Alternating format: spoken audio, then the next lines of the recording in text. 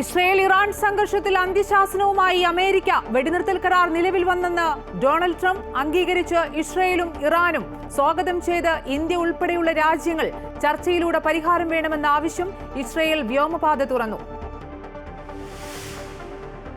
Israel Iran വെടിനിർത്തലിന് പിന്നാലെ കേരളത്തിൽ നിന്നുള്ള വിമാന സർവീസുകൾ സാധാരണ നിലയിലേക്ക്, മധ്യേഷ്യയിലേക്കുള്ള വിമാന സർവീസുകൾ ഘട്ടങ്ങളായി തുടങ്ങുമെന്ന് എയർ ഇന്ത്യ. ഗൾഫ് രാജ്യങ്ങളിലേക്കുള്ള സർവീസ് തുടങ്ങിയതായി ഇൻഡിഗോ. ഇറാനിൽ നിന്ന് 18 മലയാളികൾ ഉൾപ്പെടെ 271 പേരടങ്ങുന്ന ഒരു സംഘം കൂടി ഡൽഹിയിൽ തിരിച്ചെത്തി. സംസ്ഥാനത്ത് ആഭിചാരവും മന്ത്രവാദവും നിരോധിക്കാൻ നിയമം നിർമ്മിക്കില്ലെന്ന് സർക്കാർ ഹൈക്കോടതിയിൽ. അതൃപ്തി പ്രകടിപ്പിച്ച് കോടതി. നിയമനിർമ്മാണം നടത്താതെ മറ്റെന്ത് പോംവഴിയെന്ന് കോടതിയുടെ ചോദ്യം. സംസ്ഥാന സർക്കാർ 3 ആഴ്ചയ്ക്കകം വിശദമായ സത്യവാങ്മൂലം നൽകണമെന്ന് നിർദ്ദേശം. ഓപ്പറേഷൻ സിന്ദൂറിന് പിന്നാലെ കേന്ദ്ര സർക്കാർ പ്രതിരോധ സംവിധാനങ്ങൾ കൂടുതൽ ശക്തമാക്കുന്നു. സൈനിക ശേഷി വർദ്ധിപ്പിക്കാൻ ഡ്രോൺ പ്രതിരോധ സംവിധാനങ്ങൾ ഉൾപ്പെടെ വാങ്ങാനുള്ള കരാറിന് അംഗീകാരം നൽകി പ്രതിരോധ മന്ത്രാലയം. കരാർ 2000 കോടി രൂപയുടേത്.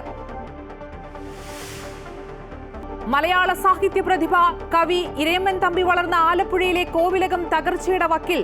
നടുവിലേൽ കോവിലകം പുരാവസ്തു വകുപ്പ് ഏറ്റെടുത്തിട്ട് വർഷങ്ങൾ കഴിഞ്ഞിട്ടും തിരിഞ്ഞു നോക്കുന്നില്ലെന്ന് പരാതി. കോവിലകം അനാഥമായത് സർക്കാരും നിലവിലെ അവകാശികളും തമ്മിലുള്ള കേസിനെ തുടർന്ന്.